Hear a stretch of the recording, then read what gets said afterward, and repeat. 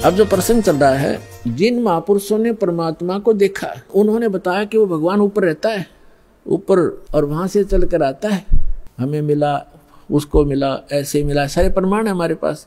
अब वेद क्या बताते उस परमात्मा के बारे में, वो क्या लीला करता है?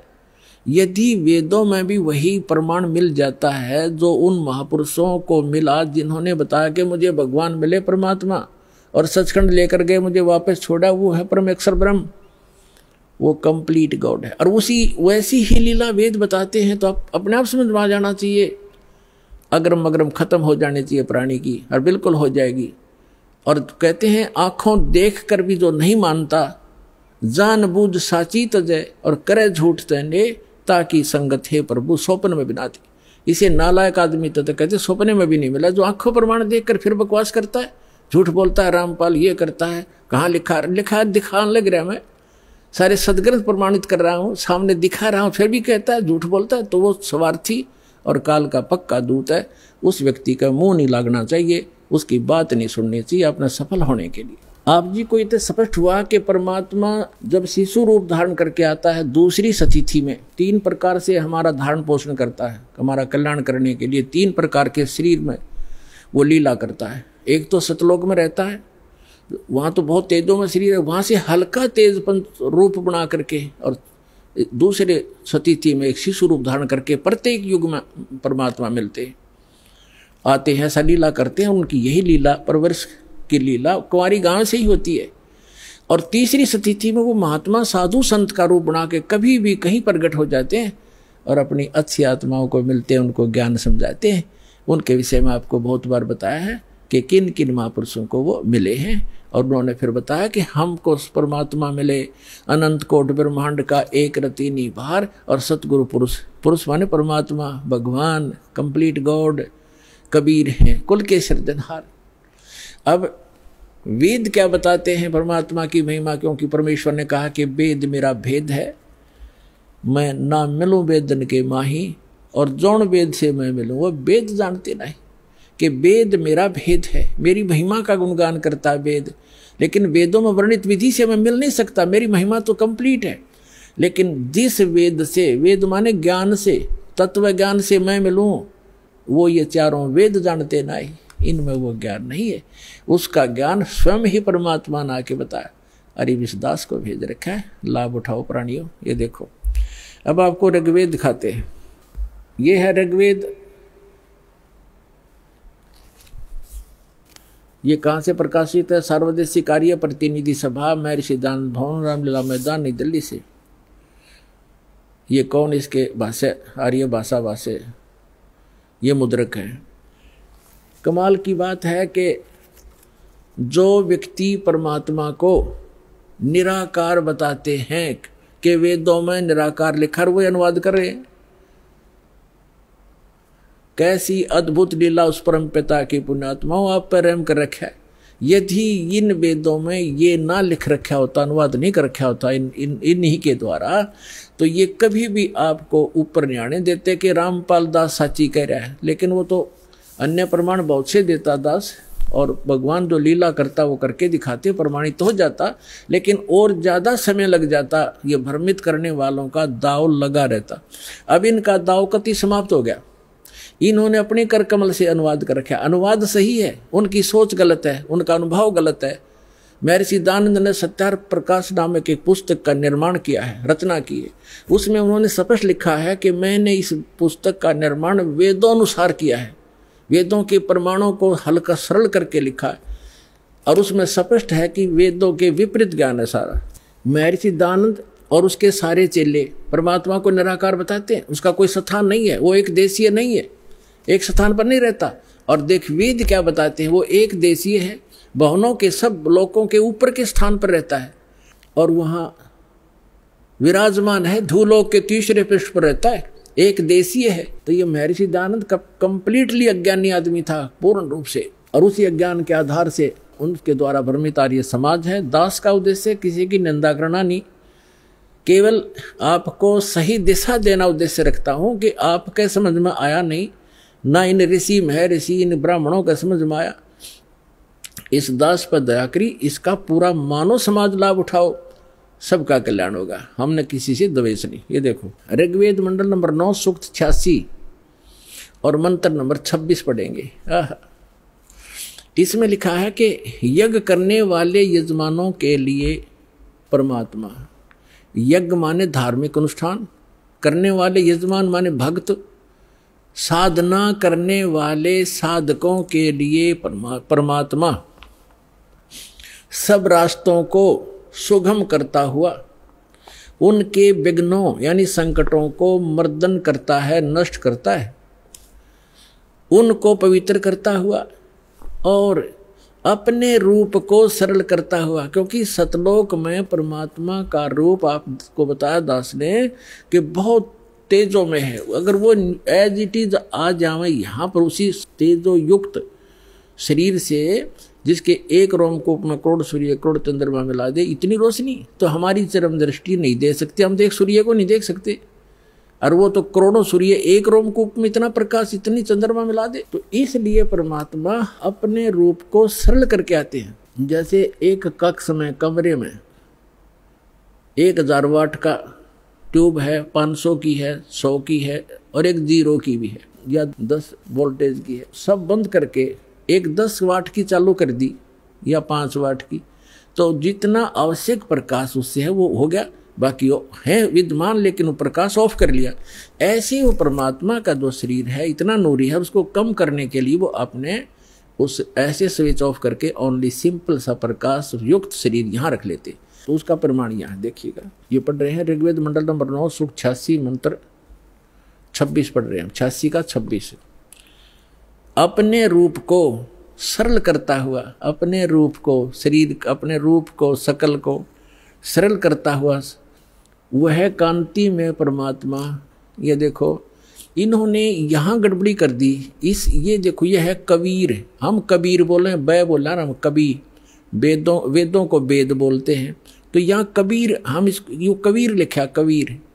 इस रे को इन्होंने संधि छेद करके अपसर्ग लगा दिया, अपसर्ग लगा के इसका अर्थ कर दिया, कवि का अर्थ कर दिया सर्वज्ञ।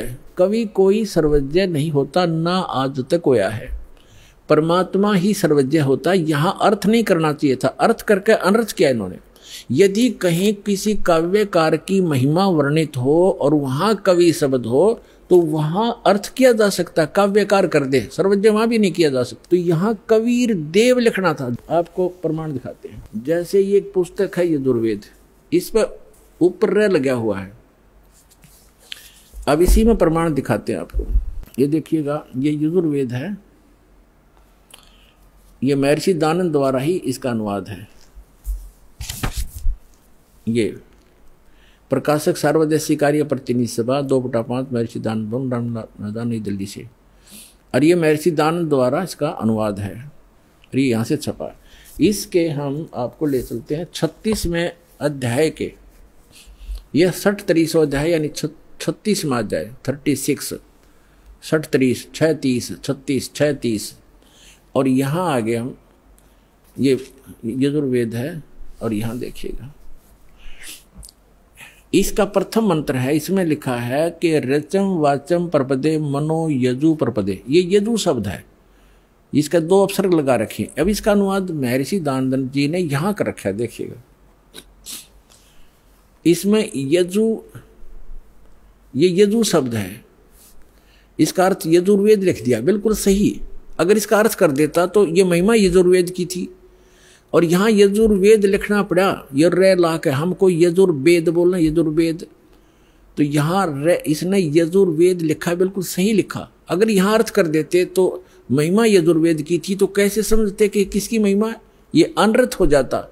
इसी प्रकार यहाँ इन अनुवादकर्ताओं ने कबीर का अर्थ लिखना था, कबीर देव। यहाँ कवि का अर्थ जैसे अपसर्ग भी लगे हैं, तो इसको लिखना था कबीर देव है उस परमात्मा का, वो कबीर देव। कबीर देव माने साहब परमात्मा, कबीर, हम कबीर बोले, कबीर देव लिख देते हैं, देव माने परमेश्वर, और कबीर माने कबीर। हम कबीर साहब कहने लगे अपनी लोकल भाषा में, हम वह को वह बोलते हैं, और कबीर कबीर, कबीर देव, कबीर साहब, कबीर भगवान, कबीर अल्लाह, अल्लाहु अकबर। वेदों में उसको कबीर देव अपनी मातृभाषा में वैसे लोकल लैंग्वेज में कबीर साहब, और कुरान शरीफ के अंदर उसको अल्लाहु अकबर यानी अल्लाह कबीर कहा है। ये है वही जो काशी में धानक रूप में रहा था। ये उन महापुरुषों ने प्रमाणित भी कर दिया कि हम सुल्तानी नानक तारे दादू को उपदेश दिया, जात जुलाहा भेद नहीं पाया, काशी माए कबीर हुआ, अनंत कोट ब्रह्मांड का एक रति निभार, और सतगुरु पुरुष कबीर हैं ये कुल के सिरजनहार। हमने फिर से ऋग्वेद ले लिया, यजुर्वेद रख दिया, क्योंकि अब हम इसको प्रमाणित कर रहे थे। ऋग्वेद मंडल नंबर 9 सूक्त 86 के मंत्र 26 को हम पढ़ रहे हैं। यहाँ आगे थे कि यज्ञ करने वाले यजमानों के लिए परमात्मा, यज्ञ माने धार्मिक अनुष्ठान, यानी साधना करने वाले साधकों के लिए परमात्मा, सीधा सार्थ बन जाता है। सब रास्तों को सुगम करता हुआ, यानी उनके विघ्नों को, संकटों को मर्दन करता है, उनको पवित्र करता हुआ और अपने रूप को सरल करता हुआ, वह कांति में परमात्मा कबीर देव लिखना था यहाँ पर, कबीर देव विद्युत के समान क्रीड़ा करता हुआ, जैसे बिजली आती है बड़े स्पीड से, वर्णीय पुरुष को प्राप्त होता है। वर्णीय माने अच्छी आत्मा को मिलता है। यहाँ देखो 27 में क्या कहा, वो कहाँ रहता है वो परमात्मा? जो परमात्मा ध्रुव लोक के यानी तेजो में लोक के तीसरे पृष्ठ पर रहता है, तीसरे पृष्ठ पर विराजमान है। अब यहाँ दो कंसेप्ट तो कति क्लियर हो गए। वो परमात्मा ऊपर के लोक में रहता है, ध्रुव लोक के यानी तेजो में लोक के भी तीसरे स्थान पर। वहाँ 3 पार्ट है सतलोक के, ऊपर के जितने लोक हैं उनको 3 विभागों में बांटा हुआ है। तो उनके सबसे ऊपर के लोक में बैठा हो परमात्मा। और वहाँ से अब आगे दिखाते हैं, बिजली जैसी गति से आता है, जैसे बिजली 1 सेकंड में पहुँच जाती है, और अच्छी आत्माओं को मिलता है और वो वहाँ ऊपर रहता है। और अब देखो ऋग्वेद मंडल नंबर 9 सूक्त 82 का मंत्र 1 दिखाते हैं, 1 और 2 आपको स्पष्ट कर देगा। ये देखिएगा, ऋग्वेद मंडल नंबर 9 सूक्त 82 और मंत्र नंबर इसका यहाँ 82 यहाँ से शुरू होता है। इसका मंत्र 1 है ये रहा। इसमें है कि वो अमर परमात्मा, सोम माने सर्वोत्पादक प्रभु, सबकी उत्पत्ति करने वाला परमात्मा, प्रकाश रूप सद्गुणों की वृष्टि करने वाला, पापों का हरण करने वाला। महर्षि दानंद कहता भगवान पाप नाश नहीं करता, आयुर्वेद कहते हैं पापों का हरण करने वाला, नाश करने वाला है। राजेव, राजा के समान राजेव। ये देखना हम 269 पृष्ठ पर पढ़ रहे हैं, नहीं तो कहेंगे दूसरा पृष्ठ बदल गया होगा। अब 270 पे दिखाते हैं आप, ये 270 राजा के, तो उधर पढ़ दिया समान, राजा के समान दर्शनीय है, दसम देखण योगा है, राजा के समान है देखने में। पृथ्वी आदि लोक लोकांतरों के चारों ओर शब्दमान हो रहा है। वह है वर्णीय पुरुष को, अच्छे आत्मा, अच्छे भगत को, अच्छे व्यक्ति को, जो दृढ़ भक्त है, जो दृढ़ भक्त है, जो पक्के भक्त है, उनको पवित्र करता हुआ प्राप्त होता है, उनको मिलता है। जिस प्रकार विद्युत आकाशीय बिजली स्नेह वाले स्थानों को आधार बनाकर प्राप्त होता है, जैसे पहले वर्षा के दिनों में हमारे घरों में एक कांसी धातु होती थी, कांसी, उसके थाली बेले गिलास कटोरे हुआ करते थे। और हमारी दादी जी कहा करती थी हमारी माताओं से, चाची ताइयों से, कि बाहर जो थाली रखी होती, बेले रखे होते कांसी के, कहा करती इनको अंदर रखो, क्योंकि कांसी की धातु पर, थाली पर बिजली गिर जाती है आकाश की, क्योंकि उसका अट्रैक्शन होता है। तो यहाँ यही कहा है, वेद बता रहे हैं कि वो परमात्मा अपने उन पुण्य आत्माओं को ऐसे आधार बनाकर प्राप्त होता है, उसका अट्रैक्शन होता है उन अच्छी आत्माओं, दृढ़ भक्तों में। जिस प्रकार आकाशीय बिजली धातु विशेष पर अट्रैक्ट होकर उसी पर आधार बनाकर आती है। बता के कसर छोड़ दी, क्या कमी छोड़ दी वेद ने बताने में। अब आगे देखो, ऋग्वेद मंडल नंबर 9 सूक्त 82 का मंत्र नंबर 1 आपने पढ़ लिया। अब दो में क्या बताया है, किस लिए आता है वो? हे परमात्मन, उपदेश करने की इच्छा से आप, ओहो, यानी ज्ञान देने के लिए, यथार्थ ज्ञान देने की इच्छा से आप महापुरुषों को प्राप्त होते हैं। हो गया स्पष्ट कि जैसे आकाशीय बिजली आती है गतिशील होकर के यहाँ आते आप। और देखो ऋग्वेद मंडल नंबर 9 सूक्त 82 का मंत्र नंबर 3 में क्या कहा है,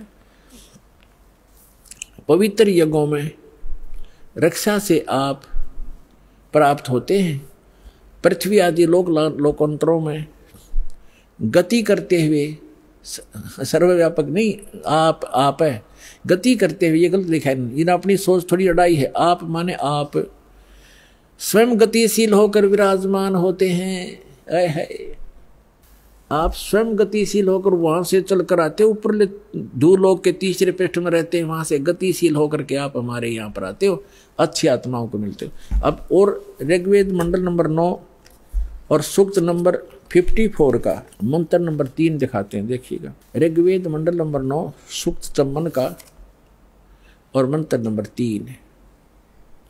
इसमें लिखा है कि सूर्य के समान जगत प्रेरक यह परमात्मा सोम स्वभाव वाला और जगत प्रकाशक है, और सब लोकों को पवित्र करता हुआ भुवनो ऊपरी तिष्ठति, भुवनो ऊपरी तिष्ठति, संपूर्ण ब्रह्मांडों के ऊर्ध्व भाग, ऊपर के भाग में भी नहीं, वहां वर्तमान है, वहां रहता है, भी तो इसमें आता ही नहीं, वहां रहता है अपने आत्माओं। ऋग्वेद मंडल नंबर 9 सूक्त 20 और मंत्र नंबर 1 में क्या बताया है, ऋग्वेद मंडल नंबर 9 सूक्त 20 मंत्र 1 में, यो 20 मंत्र 1 में वह परमात्मा, यह लिखना कबीर देव, ये कवि नहीं, ये कबीर देव, ये ऊपर लिखा कबीर देव, इस रे को इन्होंने यहाँ कबीर लिखना था, कबीर देव, वो कबीर परमेश्वर मेधावी, यहाँ लिखना था कबीर परमेश्वर है, वह परमात्मा कबीर देव है, कबीर परमात्मा वह कबीर देव है जो सबका रक्षक है, विद्वानों की तृप्ति के लिए ज्ञान को देता है। विद्वान यानी वही आकर के वो ऐसा ज्ञान देता जिससे बुद्धिमान लोग तृप्त होते हैं, संतुष्ट होते हैं, और सहनशील है, संपूर्ण दुष्टों को संग्रामों में यानी ज्ञान के युद्ध में तिरस्कृत करता है, सबको पराजित कर देता है अपने तत्व ज्ञान से। अब आज इतना ही इन सद्ग्रंथों से हमने लेना था।